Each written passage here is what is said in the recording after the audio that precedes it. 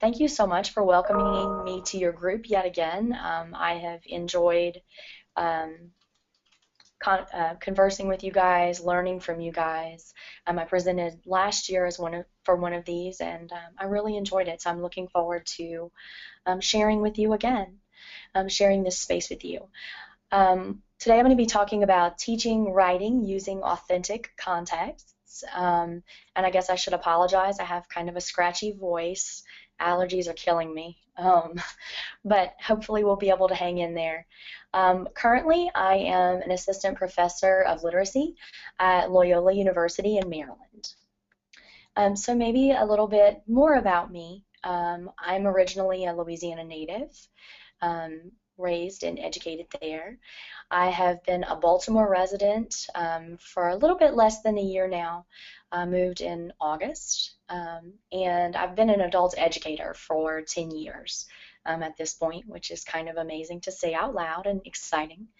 I'm currently an ABE instructor at South Baltimore Learning Center, as well as an assistant professor of literacy. So I very much try to have my foot in the classroom door, in the adult ed classroom door as much as possible. I think as a researcher, that's an important lens for me to have and really know what our students are achieving and what they are still needing more scaffolding with. I think that is something I'm always striving toward as a teacher and as an educator. And I think given our current time, that it's really important for me to premise this talk with the social political context that I'm currently experiencing and the students in my classroom are currently experiencing in Baltimore. And so I'll talk a little bit more about that, but you'll see hopefully on your screen the Time Magazine reference to the civil unrest here in Baltimore in 2015. So our purpose for today is talking about the Common Core state standards, but specifically the anchor standards for writing, and how we can really use those to build a range of writing practices in our classrooms. And so more specifically, how can we use the standards and then also still leverage the real world context that we know many of our students and ourselves as adult learners both gravitate toward and really learn more meaningfully from. So how can we kind of leverage those two ideas in our classrooms to not only meet the standards that we need to in terms of college and career readiness, but to really push past it. So Willem, Douglas, and Fry talk about how we're not just trying to give our students futures as workers and learners, but even beyond that, how do we push them toward the aims of democratic citizenship and maybe even being compassionate human beings? And so those are really lofty goals, but how can maybe through writing we address our more fundamental standards-driven curriculum as well as maybe even some of those higher purposes for education? So today we're going to talk a little bit about what is the purpose for education, at least shortly, and what are the CCSS anchor standards for writing. How do we consider or problematize maybe what kind of tasks or activities in our classrooms are actually considered authentic? I think we may have some very concrete conceptions of what authenticity might look like, and so it's interesting to explore. How can we plan to include more authenticity in our lessons, and what would that look like in our classrooms? And then if we are going to go through the process of integrating more authentic practices in our classroom, how do we assess authentically as well? So hopefully that's what we'll get to today. But first, a question for you. So in 1900, Dewey proposed that the school itself shall be made a genuine form of active community life, instead of a place set apart in which to learn lessons. And so I just wanted to start there and ask you, what does this quote mean for you, or mean for your students, or mean for you as an educator? Right, and so you can either raise your hand and speak to this quote, or if you can want to type up your answers and your responses in the question area, I can also relay it that way. And I guess while you guys are typing, I can say what it means to me. I think as an adult educator, I'm constantly trying to strive to have my classroom be a part of the community, or at least at a minimum have the classroom door open to community life. And so, how do we keep from compartmentalizing learning versus the experience of life? And that's kind of what it means to me. Hmm. We'll give people a second to kind of think and then type up. I know you're also reading, Eric, but what would it mean to you? I think in very similar ways. I think of kind of education being both ongoing, that it's a long conversation, that it's not kind of set in one lesson or one class or, 1 week or one semester, that education really takes place over a long period of time. And the only way that you can have that ongoing conversation is if you are connected to broader issues and broader questions that you're thinking about as a person, as a human being. So rather than kind of discrete, chunked units, that education is really this long discussion. That's what I think about it a lot. Robert chimes in saying that education is where individuals can come together as members of a community and share Mhm. common beliefs in a very realistic setting. I think that's true, Robert. And I think the other thing that I think is important is that it's a community where people talk about beliefs that aren't shared. I think part of a healthy educational sort of environment is us having the language to disagree. And I think oftentimes we don't have the language to disagree, and so that therefore we can't move our thinking forward. Janice says that she wants to make sure that her students get useful life skills from her classes. So sometimes she has to teach her ESL students that their new skills should extend to their lives outside of the classroom. Hmm. And Make life more Joyce exciting for them. Yeah, Yeah, and then Joyce says that it provides a means to function as a productive individual in their real worlds, right? And Joyce, maybe you're suggesting too that it's their real world. So in part, it's what they're perceiving, how they're defining, and how they're coming to frame their real worlds, and not just the teacher telling them what their real world is.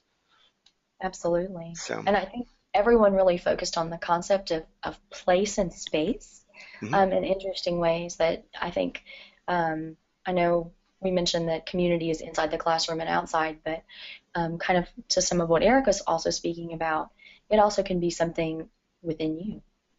And so, how can we really um, take advantage of the opportunities that present itself when we're talking about education as a function of being a member of a community? Mhm. And I think specifically in terms of today, I'm interested in how does writing and how does writing and writing practices um, give us even a more concrete opportunity to work on the language that we put forward ideas or that we dissent or that we reflect. And so as we think about the anchor standards for writing, I think they're really uniquely positioned to allow teachers to scaffold reading, thinking, writing, kind of holistic literacy, to not only meet those standards, but also meet some of those democratic principles that you guys were talking about. Um, I think, especially in terms of adult education, I point you guys to the anchor standards because it gives you a good scope, a good framework for the scope of writing practices without looking at the specific grade level equivalencies.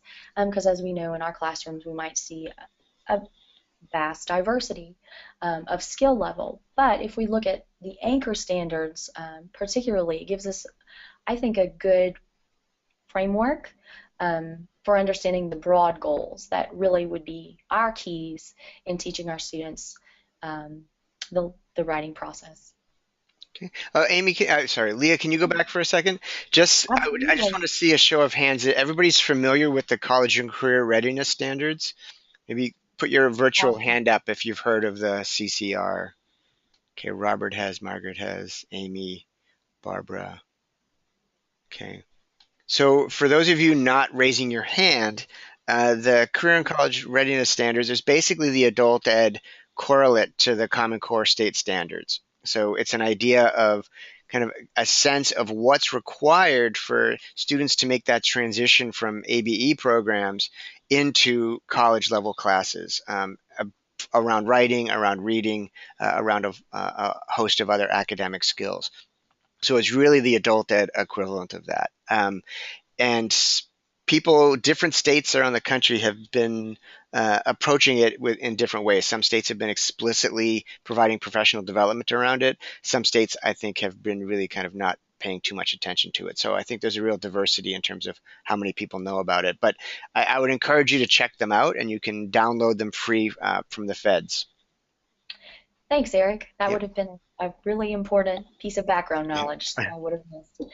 Um, I think as we kind of move forward, in a comparison to some of the ways that we were assessing adult learners in the past, we weren't assessing writing in the same level of detail, perhaps. We were looking at maybe the ability to construct an essay or narrative. But with our current framework of assessment in adult education, most of the tests now are aligned with these standards. And so that's also maybe a piece of information to kind of keep in your framework as we move forward. The actual standards, I gave them to you here actually across 2 slides. There are actually 4 groupings of standards, so those are the numbers that I gave you. The first is text types and purposes, and the second is production and distribution of writing. If you look at the substandards inside of text types and purposes, that's really answers the question what kind of writing are we doing? So in the first standard, it's addressing writing for argument, that type of writing. In the second standard, it's addressing writing for information or explanation, conveying information. And in the third standard, you see a focus on writing for or writing narratives to either explain real or imagined experiences.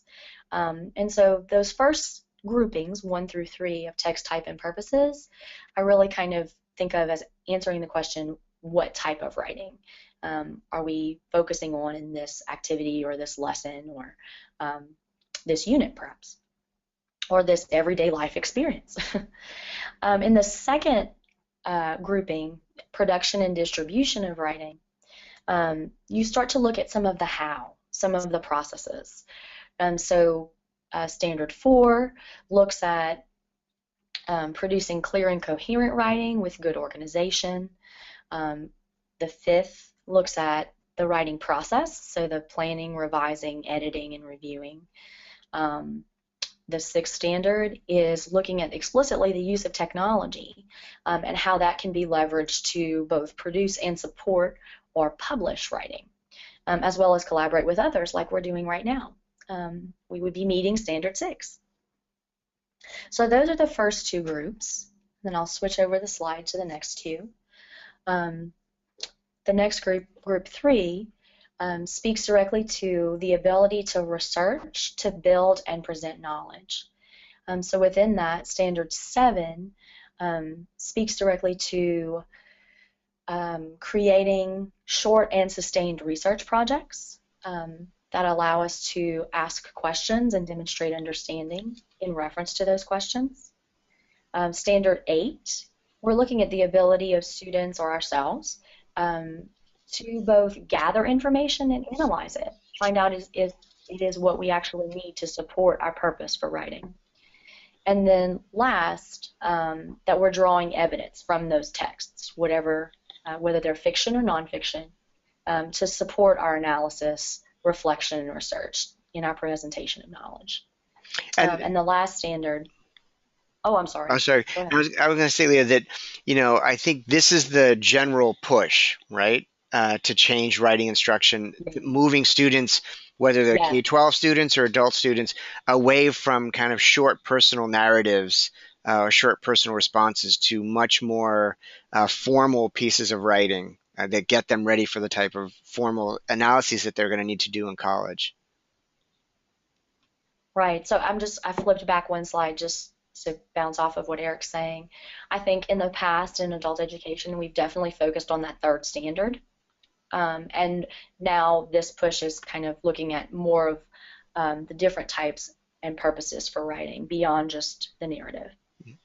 And I guess that's also getting to the last grouping, or standard grouping 4, which includes standard 10, and the idea that there's lots of tasks and lots of purposes for which you could write. And there are many audiences, including yourself. And so how do we really develop writing processes in our students that speak to this breadth and scope of writing that students are going to be doing for college, in their career, but again, to live in the world, to be in the world, and to impact the world. So before we transition, I wanted to ask you guys another explicit question about authenticity.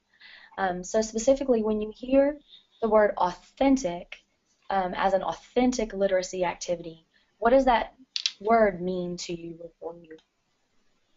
Okay. And it's before you can raise your hand, or you can type your questions in and I can pass them along. And again, authentic for me, getting back to kind of what is our purpose of education, is it's housed in the real world. It's a real life literacy activity that students and all of us as community members participate in. Sometimes when I think about a word like authentic, or a question about authentic, Raymond Williams, I think, was asked a question about like community, and like everybody loves their community and everybody has a definition of their community, but nobody can really move beyond a definition that they're used to, right? And that only speaks to their community. Everybody's in favor of it. Everybody's right? Right, Everybody's in favor of authenticity, but they may right, have different definitions of what authenticity is. absolutely. And I guess we're going to try to frame a little bit more concretely, for at least this purpose, what do we Right. mean by authenticity? But first, I would like to know what people's background knowledge is. Yeah, so Janice says that it's writing that's useful to the student and is read by someone other than the teacher. It has a real adult purpose, right? So a real purpose and an audience beyond just the teacher. So Margaret notes that authenticity makes it easier to teach a concept. Absolutely. I agree with both. Amy says purpose is key. So real life texts are used, yes, but they need to be used for real life purposes with real life audience. And certainly the research that I did when I was a doctoral student at Nixall was looking at adult ed that used authentic text, and the way that we defined it was real world text used for real world purposes. So, if you're reading a newspaper, you're not searching for like long O's and short O's, right? You're reading the newspaper to get information that you're interested in getting. So Joyce says that authentic literacy activity means showing the student how to relate to self, others, and the world when expressing oneself, right? So that, Yeah. again, this kind of real world purpose for it. And making connections. Right. I think another common response or common theme that I heard come from some of the responses, that ability to connect what you're doing beyond the purpose of school. Right. And fortunately, there are people much smarter than me who did some amazing research about how do we recognize and create authentic activities for writing. And the researchers there, Duke, Purcell, Gates, Hall, and Tower, they talked about authenticity within literacy activities as activities that, for students, language learning occurs best when the learning context itself matches the real function of the context. So again, that, like many of you mentioned, the idea that the activity itself would overlap learning and the real world. So they outline 2 dimensions of authenticity, and the first is that purpose, which I can't remember who now, but someone mentioned purpose explicitly, the purpose of the function, and it really has to serve that twofold function in terms of the adult education classroom. First, it needs to have a true communicative purpose, an actual meaning of it, information, to answer your own question, to provide information to someone else. But it also has to have the function of teaching and learning a skill or content. So in our case, that would be teaching a writing skill or a critical reading skill that can lead to a writing skill.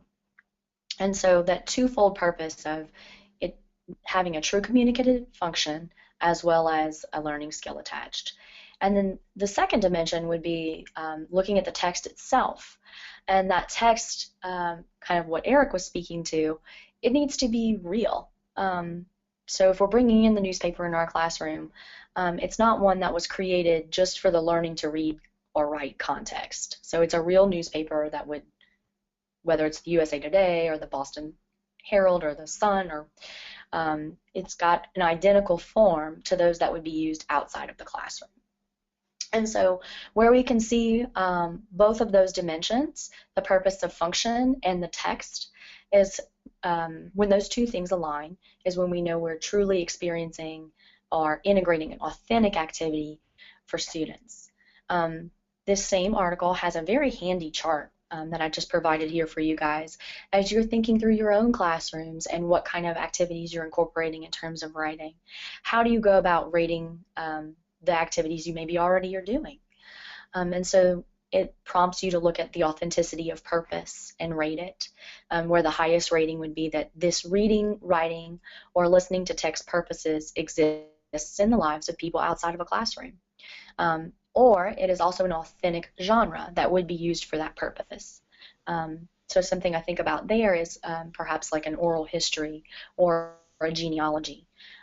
Those are real purposes for a specific genre. And for those of you that joined after the hour, we're going to be sending a PDF of the PowerPoint to everybody, so you'll be able to get access to this figure and other things in the PowerPoint. So that would be, thanks Eric, I'm sorry, and welcome to anyone who just arrived. But we're talking about authenticity, and authenticity, the twofold purposes of authenticity, so are the twofold ways to assess it, purpose and text. So after we've assessed whether or not our purpose is authentic, if we're looking specifically at the text, does it occur outside of the lives, outside of the classroom? And really, it could also include a text that is written primarily for instructional purposes, as long as it closely mimics what would be a naturally occurring text. So in terms of an adult education standpoint, I think about perhaps a text I would want to bring into the classroom is maybe written on a little bit too high of a level. So I might modify maybe some of the language within it, but I'm going to keep the overall structure and how it looks and how it reads generally as it would be outside of my classroom. It doesn't have some of the stuff like comprehension questions or vocabulary bolded. It doesn't look like a curriculum text. So this question is a little more rhetorical, I guess. I think all the time for my own students in the classroom, how can I really address these standards that they're going to be held accountable for, and that ultimately, hopefully, will make them really able to advocate for themselves meaningfully in writing, and this authenticity. How do I address that? How can I leverage those two things in a way that they are not competing against one another? And I'm just going to propose one model that I use in my own classroom, and that is the cycle of inquiry, or the inquiry process. And so within the inquiry process, I scaffold, I guess, my students through a phenomenon, an idea, a process, or a concept that they have a connection to or that they're wondering about. And we do this process in writing. We're going to investigate the various perspectives. We're going to investigate what others maybe are saying about it or not saying about it. What's we might also investigate what voices are silent in this issue. Um, and then next, we're going to walk through the process of constructing our own meaning after we've looked at various perspectives. How do we work through this new knowledge that we have? And then how do we express it? And what would be the authentic or best purpose or best method for expressing it? And then last, how do we reflect on this process, and how do we write about or think about or speak about our reflections as we learn authentically together? And so one thing I would point to before I move to the next slide is going back to the standards that we addressed at the onset of the webinar. If you think about connections and wondering and investigation as kind of framing that purpose, the investigation phase is really going to frame our purpose for writing and give us that, what are we writing? Whereas the mechanics and the processes are going to really come into that construction phase. We're going to hit our standards in the processes of how we're consolidating this new knowledge. And then in expressing, we're building and presenting the new knowledge that we have gained for others. And then we're constantly, hopefully, reflecting. So again, just to explicitly point back to the standards and how they connect, I'll also walk you through each component. So a lot of people, when I mention this, it sounds very onerous, maybe. And so I like to start out with, how do I begin this with students? And I would like to kind of invite you to come along with this process and think about it as well. I begin very simply. I talk about the concept of a graphic t-shirt, or maybe I'll bring in some pictures of graphic t-shirts into my classroom and talk about what is a graphic t-shirt's function. It's really just trying to communicate a message that particular person has, or maybe it communicates their affinity for something, or their maybe their favorite sports team or their favorite band, or maybe some sarcasm. So graphic t-shirts essentially promote a message that we support. And so many students can relate to that in terms of their real world knowledge. But to get to what are our wonderings more explicitly, I ask prompts. So I might ask something like, what are some concerns facing our community? What are our needs, our community needs? What are our community assets? What are your family interests? What is something that you would like maybe everyone to know about you? But what I really find interesting about this particular assessment is that it invites students to either draw or write, or both, their prompts or their answers to these prompts. And so no matter where the students are on the writing development spectrum, it kind of is a nice entree into the process. So I invite you all to actually answer that first question. What might be some concerns facing your own communities? We're going to continue through the inquiry process, but if you want to respond to Eric, I think that would give me a good framework for continuing to develop as we go along. Yeah, it would be great if we had the capacity for people to draw, but we don't have it set up for that. But if you were going to draw, you can let me know what you would have drawn. But I think, the idea here is, not unlike Twitter, like boiling it down, like what's your concern? What's on the top of your mind, in a way that's really impactful. I've seen people do it as bumper stickers too, right? Because you think about how bumper stickers have to get that message out in a very small space and a very direct way. So absolutely, bumper stickers are seemingly more permanent than a t-shirt. Possibly. Yes, that's true. We would hope. So let's see. We would hope anyway. Yeah, so Janice says that truancy is a big problem. Oh, okay, so thinking about truancy. And Melissa points out employment, childcare, housing, right? So I can actually see all three of those going on the same t-shirt, right? About our needs Amy does a similar thing with three things, but repeats the same word three times. So jobs, jobs, jobs, right? So that is a real Mm, concern. absolutely. And I think all of those are on the forefront of your students' consciousness. I mean, they're on the Right. forefront of yours. But I think honoring that real wondering, that real um, connection in terms of the writing process is something that as teachers I find very motivating Mhm, personally, but also honoring mhm. of their own perspectives. Margaret has a nice little equation here. I hope I can do it justice. Where she on the left side, it says peace, education, and community, and then the greater than sign, drugs and crime. So peace, education, and Oh, community is greater than drugs and crime. Indeed. I would buy that bumper sticker. Yes. Yes. That's great. So again, we're trying to hit some pretty high level concepts, but again, that idea of authenticity and meaning and purpose, even though we could write beautiful narratives about any of these topics, how can we push to write other forms of writing that also would meet our standards, but address some of the questions that might also come up with some of these very rich topics? Mhm. Um, so how do I Pardon me, kind of, pardon me, Leah, before we move on. I will say, kind of from the NJAL perspective, since it is an NJAL webinar, this is one of the reasons that we held our first annual learner writing contest this year.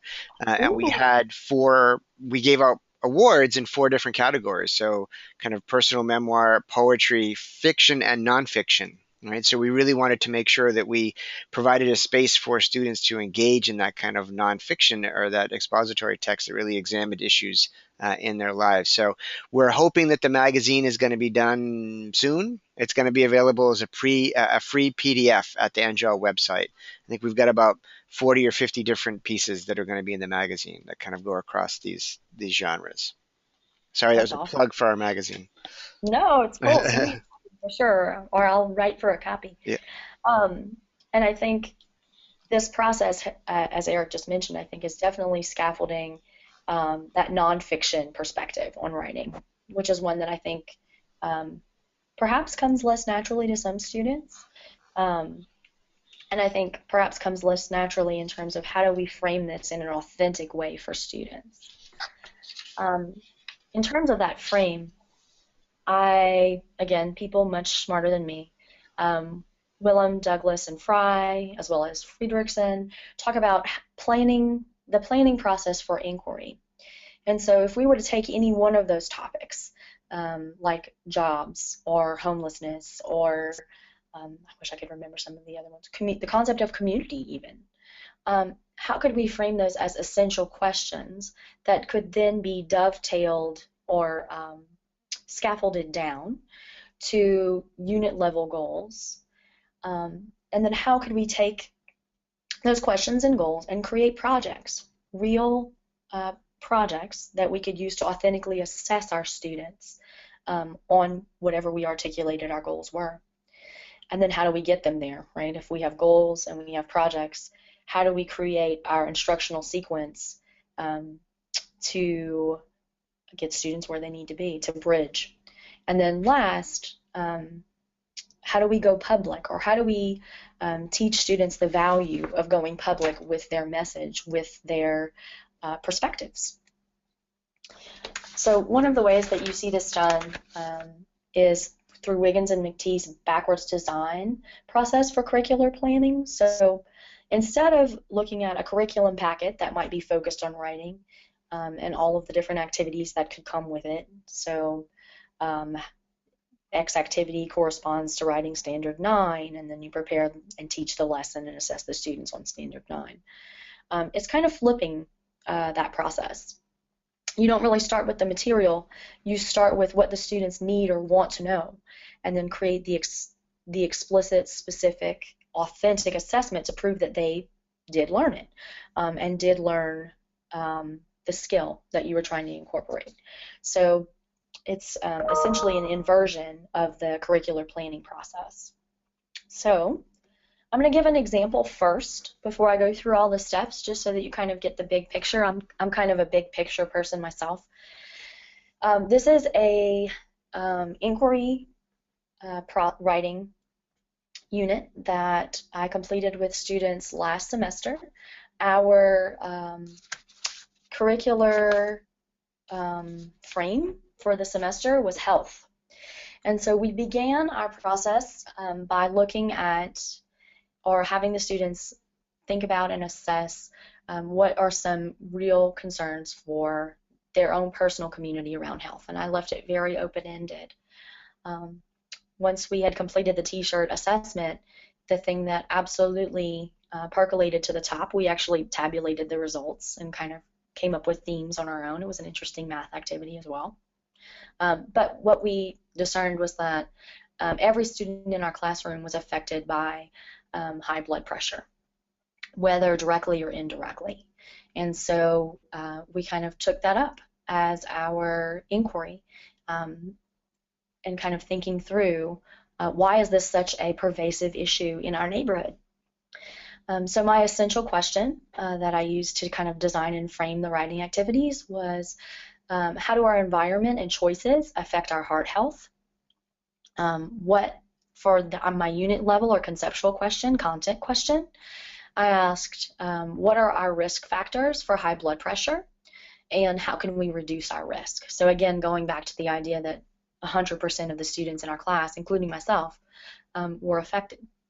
And then last, what was my procedural goal or my anchor standard that I was trying to achieve through this inquiry? And that was the research to build and produce knowledge. One thing I would say is, even though that was my procedural goal, we were able to hit all of the other standards as well. You're going to see it's kind of, they fold into the process. So as my front-loading activity, or my anticipatory set, if you want to use that term, we completed a KW-NL chart. I brought in the CDC charts for Maryland specifically, and we looked at the data about what are the most common causes of death in Maryland.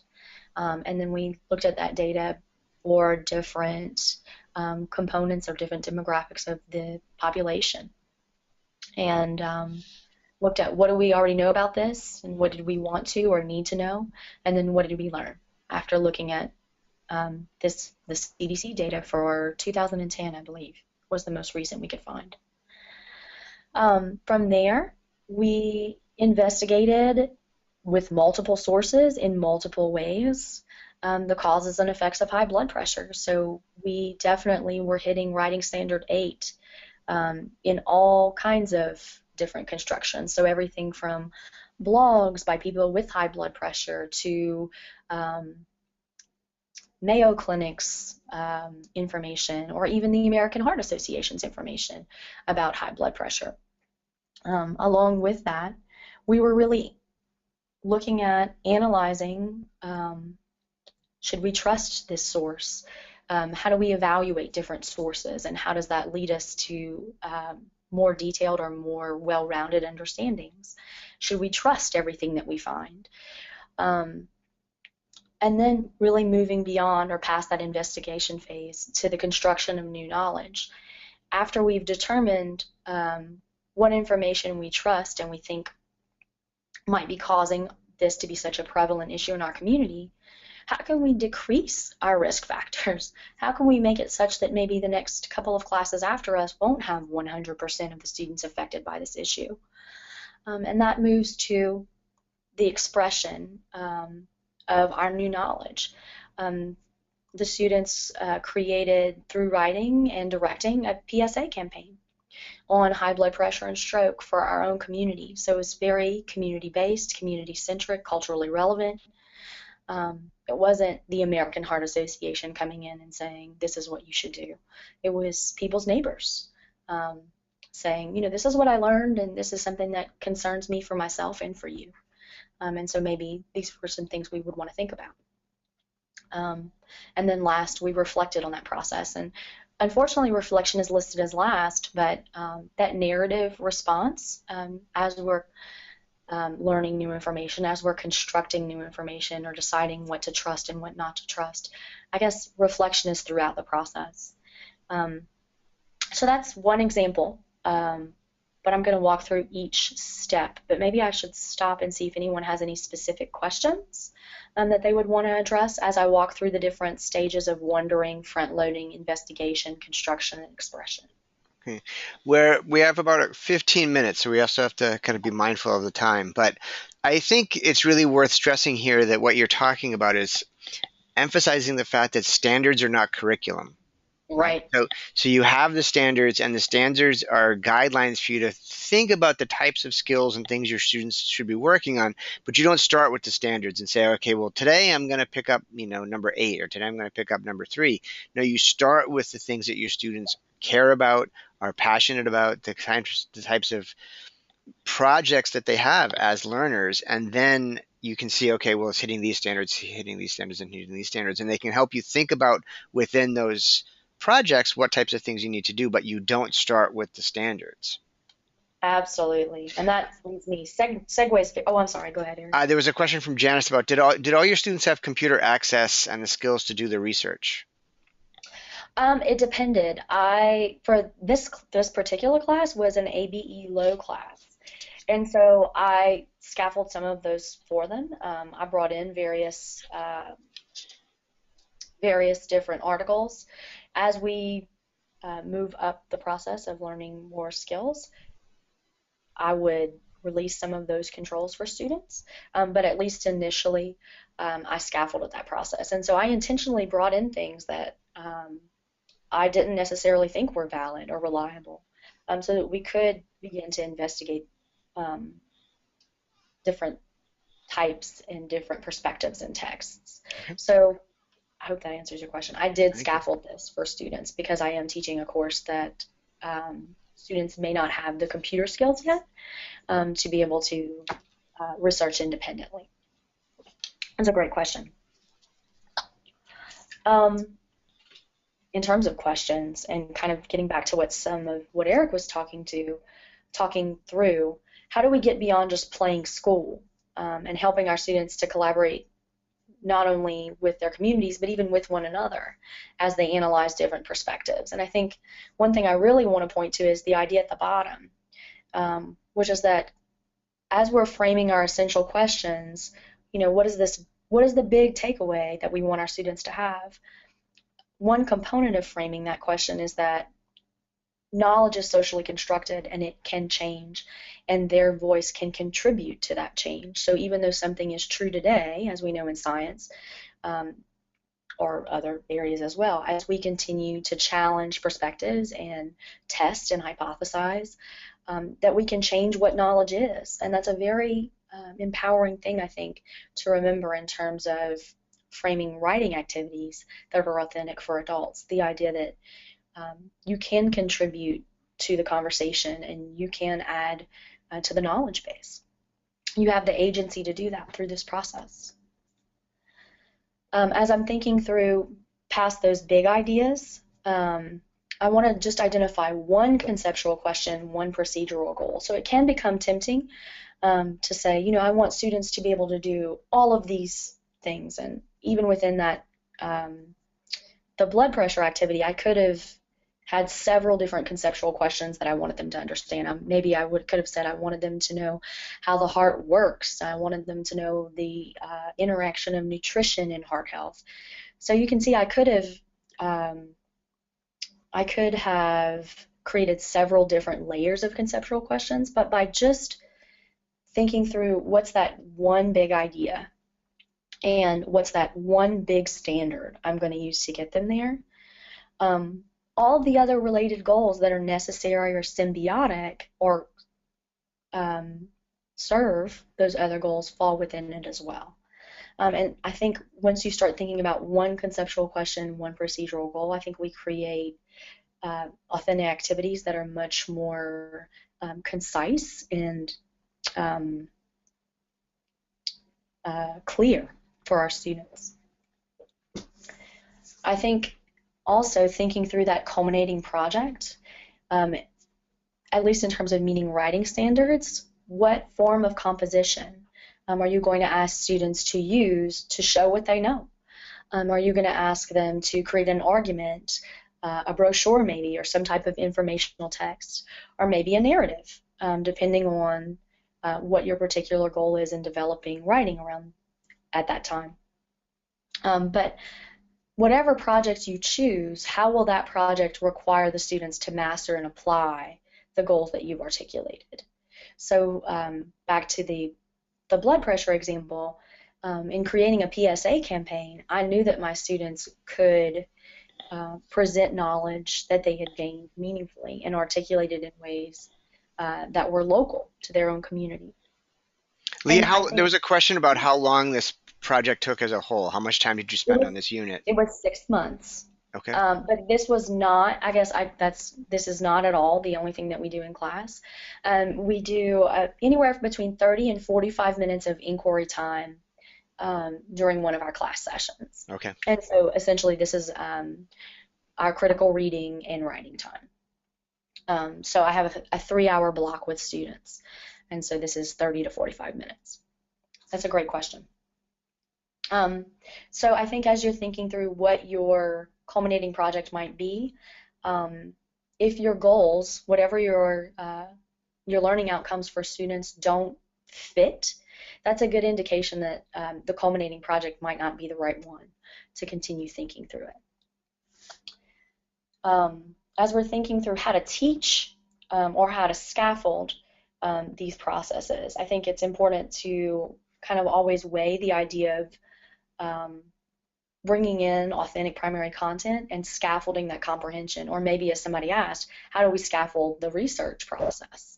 And so I just gave you some of the ones, or I'm about to give you some of the ones that I personally use, but I know that we all know a plethora of strategies. I just kind of want you to see one method. By no means are these any of the strategies that I can or do use to meet the same goals.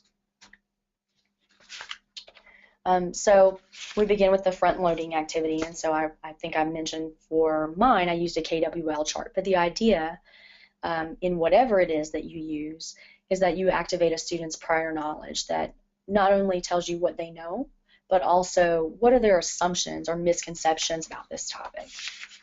And then as I'm thinking through the instructional sequence, I'm constantly thinking through the backwards design process and making sure that whatever it is that I'm incorporating, I'm trying to meet my essential question, my big takeaway, my conceptual question, which is my content question, and then my unit level goal or my standard that I'm trying to meet.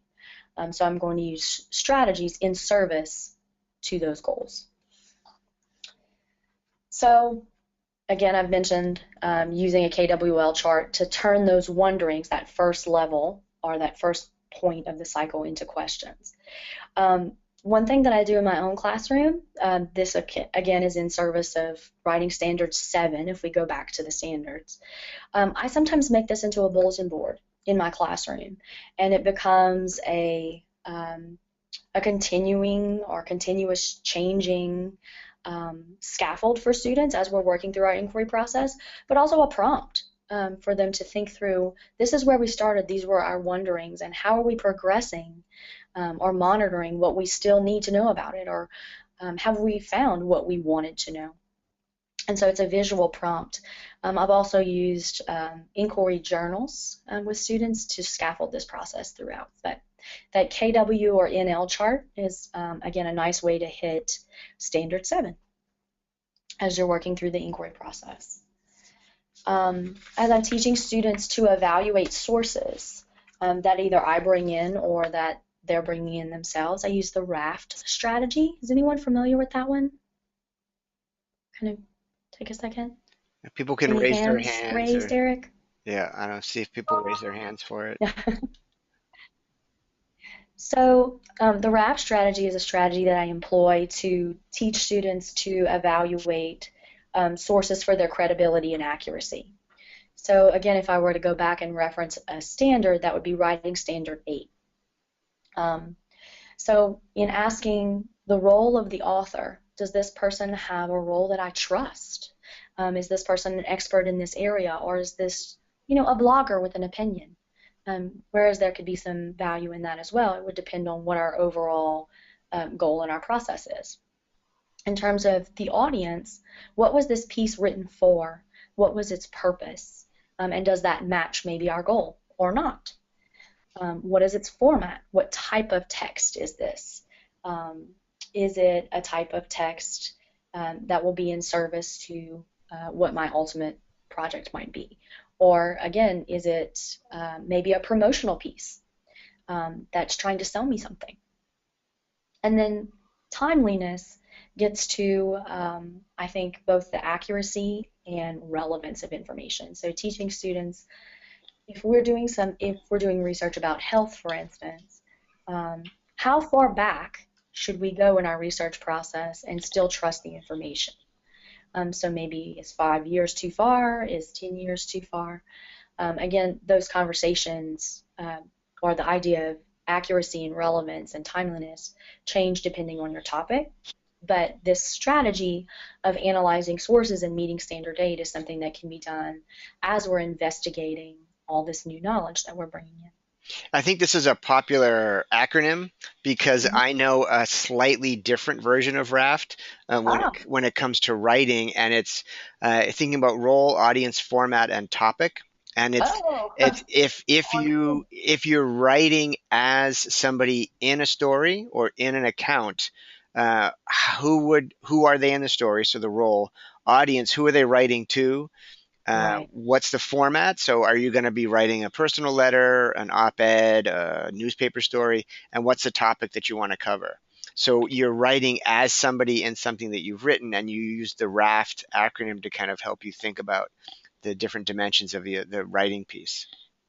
right. Whereas here you're kind of putting yourself in the role, I guess, of the author or kind of trying Right, to evaluate and examine what the author's perspective right, was. right. Maybe they're reciprocal. That's really cool. Yeah. Um, as we go through constructing knowledge, this is just one routine that I sometimes use to teach students how to find the main idea or how to really think about what evidence this particular piece, after we've decided to include it, um, that we're going to use in our analysis or our reflection or our research. And so this is the framing routine, and it's a strategy that um, frames a focus on the topic.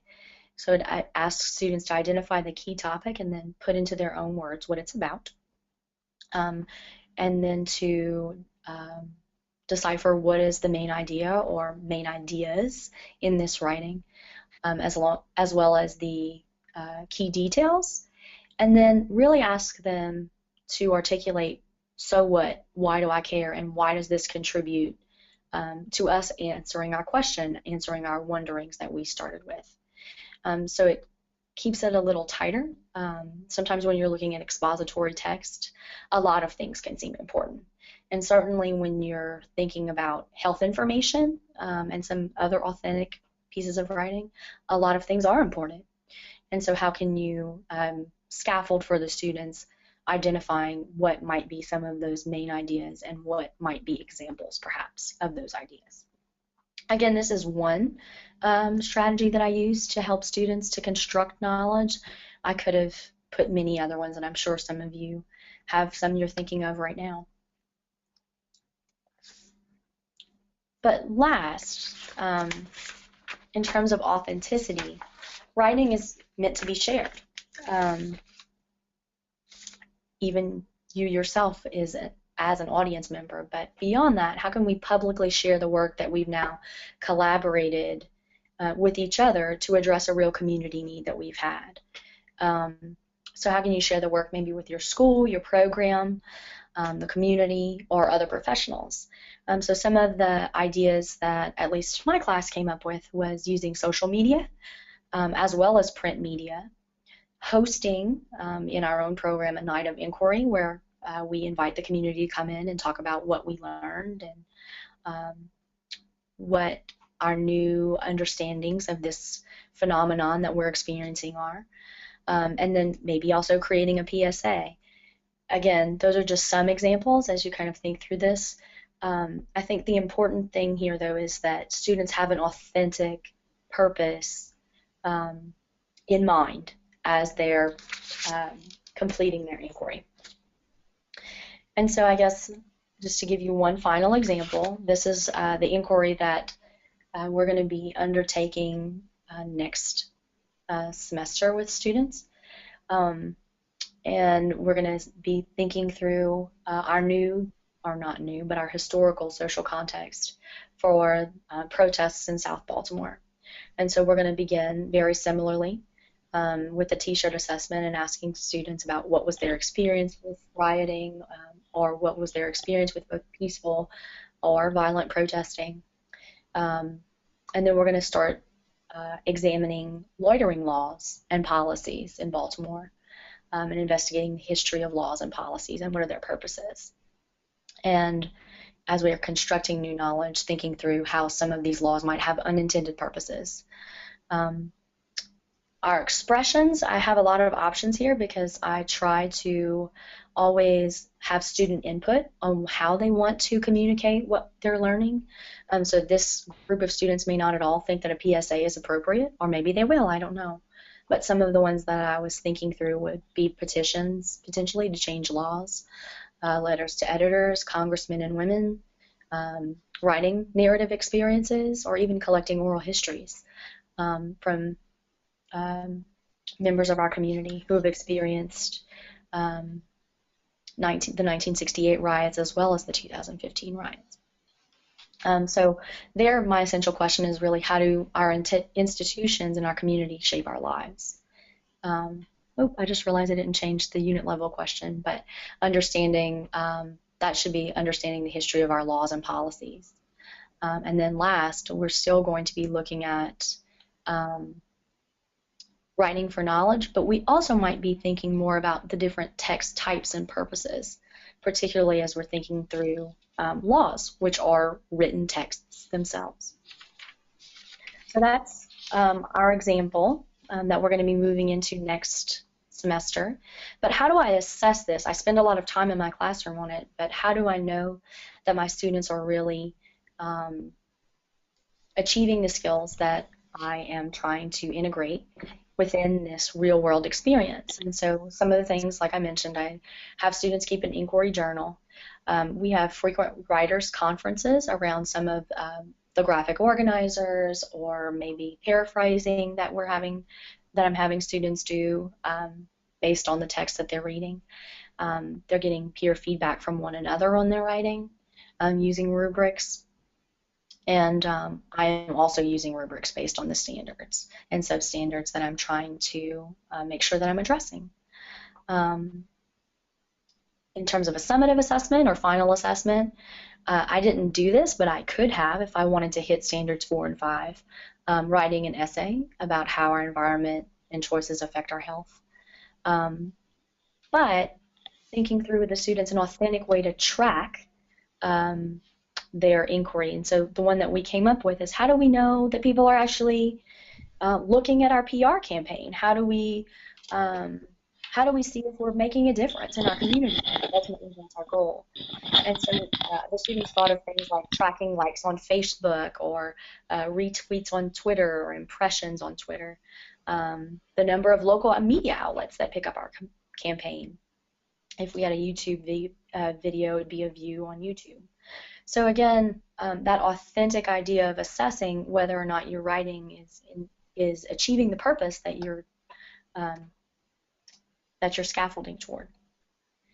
So some of the resources that I've used in my classroom, I put in here. I love Read, Write, Think. I don't know if any of you guys have examined some of their resources. They're amazing. Everything from scaffolding using the raft writing strategy to how to make your own YouTube video or your own PSA campaign, either in writing or in social media. They have the last bullet is a letter generator that is a template that walks students through producing a letter to the editor, or maybe a letter to a congressman. So again, there's only one of you and there's lots of students, so some ways to further scaffold and give some individual development to students. And then last, just the references that I've used from Dewey and Duke and Purcell Gates and Hall and Tower. and Wiggins and McTee, Willem, Douglas, and Fry. So um, I point you definitely to the Duke, Purcell, Gates, Hall, and Tower article. I think the um, figure that I also attached into this PowerPoint is in there as well. But it provides, I think, a really nice context for how do we develop both reading comprehension skills and meaningful writing skills using authenticity. And so again, inquiry is just one way that you can do that, and it's one way that I do that in my own classroom. There are many others, but I just kind of leave you guys with this quote about inquiry and knowledge, um, and I guess specifically how the education process is lifelong and not contextualized just to school. And I appreciate all of your participation. Thanks for hanging in there, Leah, with your voice too. Thank So you. I know everybody, we're at the top of the hour, but if Leah, if you can hang on, there was a couple of questions, and maybe if other Absolutely. people had general questions. So Amy had a question about listing just one writing standard in the unit when you're addressing kind of more than one over a 6-month period. Right. So I guess I should go back in the PowerPoint, but the idea that you're shooting for your biggest overarching goal. So I listed one of the four. Eric, can I go backwards? Can they Sure. still see my Yeah, yeah, of screen? course. Um, let's see if I can. I'm sorry, guys. I don't mean to make anyone dizzy. So I actually did not list just one standard. I listed the third grouping of standards. I see. So the idea that I was shooting for research to build and present knowledge. Okay. So Um, within all those, you're hitting those smaller sort I'm of hitting sub those sub smaller goals. subgroups. Uh, Absolutely.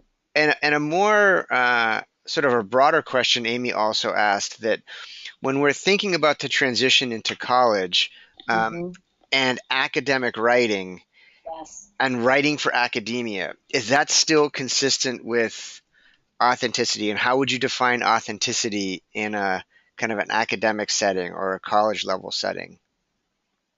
Well, I guess it would depend maybe on what your institution defines as career or college-ready writing. But I think some of the purposes for writing, if I think through what I as a college professor want my students to be able to do, and that's think critically about the information that they're presented with, um, and change it, or agree with it, or disagree with it.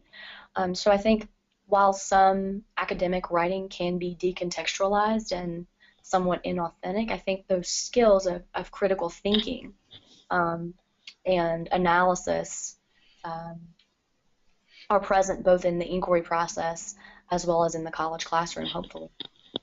I I would echo that. I mean, one of the things that I try to do as a professor is to make sure that any writing assignment I give doesn't constitute busy work, I agree. and that the writing project should build over the semester. So whether it's writing a teaching statement, whether it's writing a lesson plan, these are all things that you need to do as teachers, and that I try not to give essay exams where there's a guiding question. I invite students to figure out a topic that they're interested in exploring more and exploring that topic so that it's a way to learn. But I will say recently, I had a number of students where I told them, you basically get to design your own project, and then you tell me how I should evaluate you on that project because it's your idea for the project. And some of them just stared at me like, "What are you talking about?" And I was like, it's worth 15 points. Tell me how you want to, tell me what you want to do for 15 points and tell me how you want to evaluate it. And they're like, no one has given me the freedom to design my own project since I was in like kindergarten. And I was like, well, I'm giving it to you now. And some of them really struggled. They were like, I don't know what I want to do. Right. I'm so used to teachers telling me what I have to do. Right. And I think in terms of the inquiry process, one of the things that I find really enriching is there's a lot of release of control for me, which can lead to some anxiety. I mean, at the end of the day, I think as teachers, we got into it because we do like a certain amount of organization and scope and sequence. But it's taking the question of what. what should we be looking at, and putting it in the student's hands. Yeah. And maybe I have a little more control of the how. How are we going to look at it and hit some of the things we need to hit? But at the end of the day, I think the students have a question of what and why. Yeah. So that purpose. Um, so I've really enjoyed it. And I guess to speak with about retention and persistence, I find this kind of utilizing this kind of activity, even though it's very time consuming, um, certainly has increased my retention and persistence Hmm. in my class. Okay. Other maybe last minute questions? I know that we're like 10 minutes past the hour. Oh gosh, I'm so sorry, guys. No, you don't have to apologize. You gave us a lot of good stuff to think about. And people were chiming in too. I'm just happy that your voice was able to hang out. Me too, and I'm glad that you could understand me with all the cough drops in there. All right, any other kind of last minute thoughts that people have?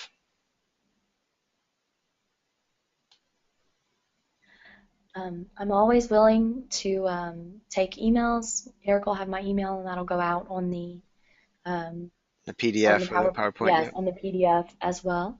And so feel free to contact me. I love speaking with my colleagues. So please feel free to reach out. All right. I'd love to know So what you guys are doing as well.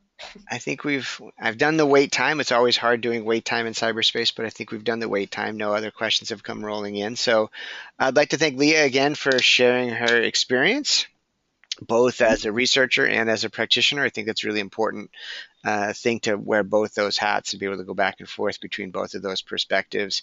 And thank all of you for chiming in with your ideas about writing and authenticity and education and good questions. So